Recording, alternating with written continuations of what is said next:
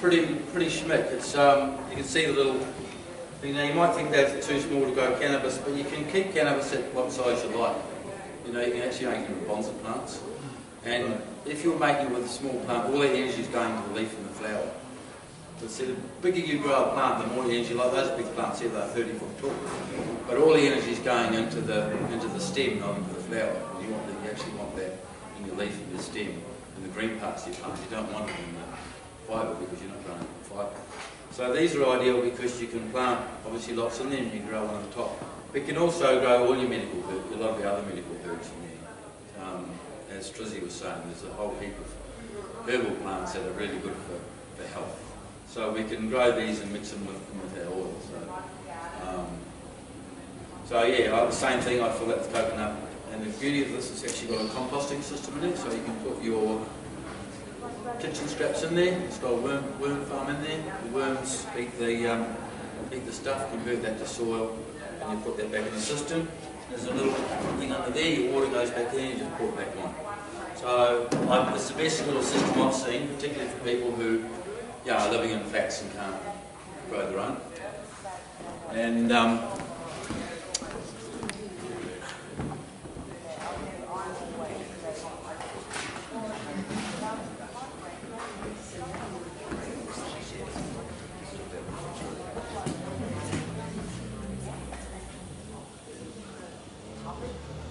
as I was saying before, that's biochar. That's actually made near Nimbin. So if you want to get some, you get that from the Hemp Embassy, and mix that in your mix. It'll make a huge difference to the growing of your plant.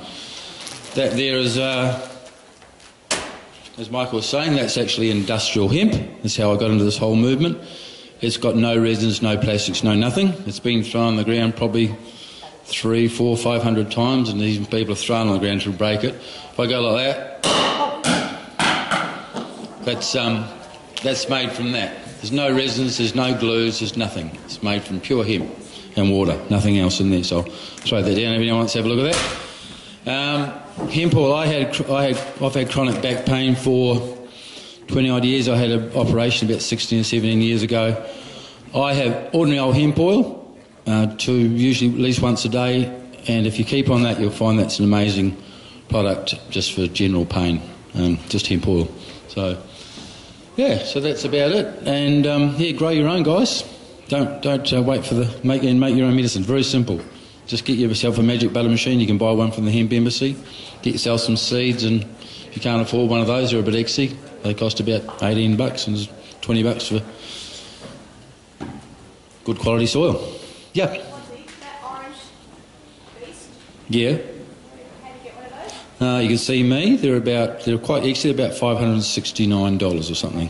So, but if you're growing your own medicines, and you can. The beauty with that is you can grow other herbs and things in it as well. Yeah. Yeah. You can go to Save Your World. www.saveyourworld.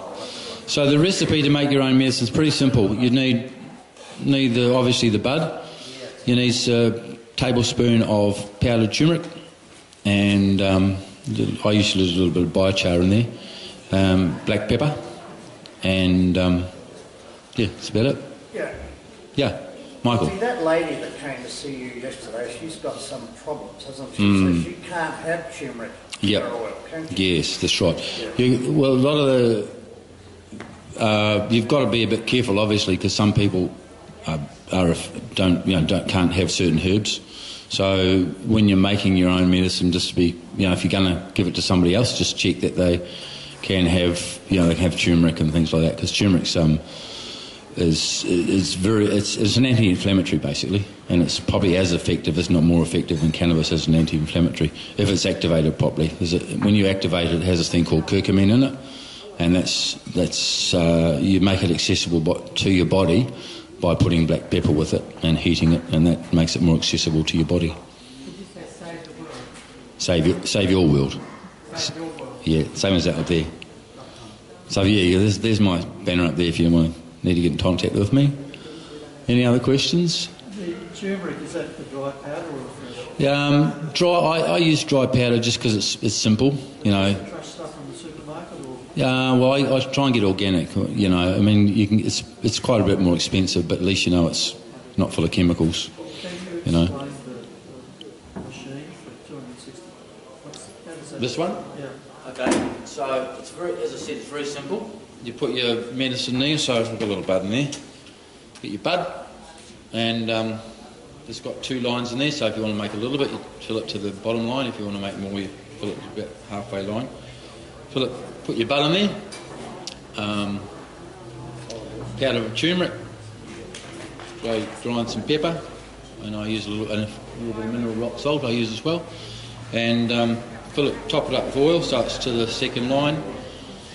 I use it usually on about mid-temperature, so you go to your mid-temperature and push 8 hours and come back in 8 hours. What you'll have is you'll have a nice golden oil. If you use olive oil, you'll have a nice golden oil, and you'll have some sludge down the bottom. You can use that. Yeah, it's got a little grinder in it, and it grinds it up. So it heats it to the temperature that...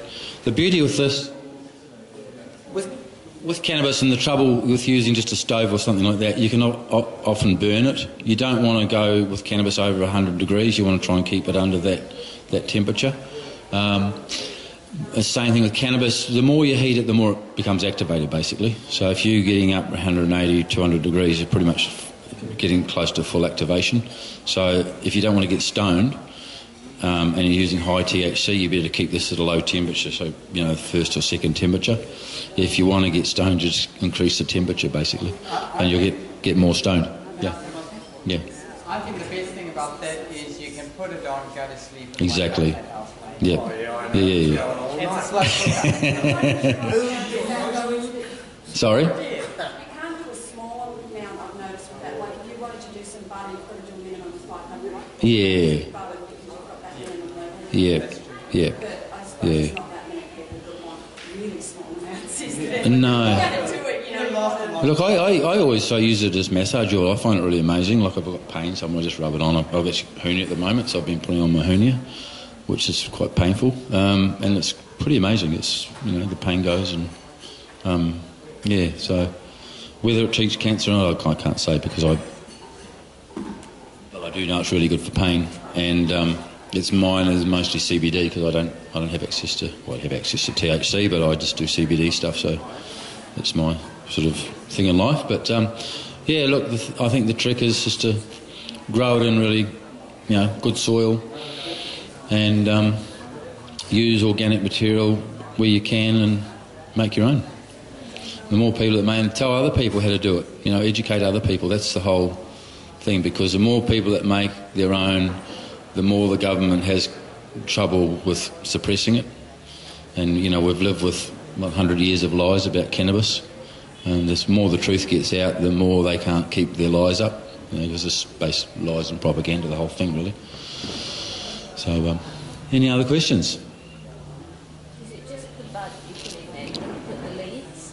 The leaf is actually really good for juice. So you use 3 leaves in, I use carrot, celery, turmeric, ginger, and about 3 or 4 leaves.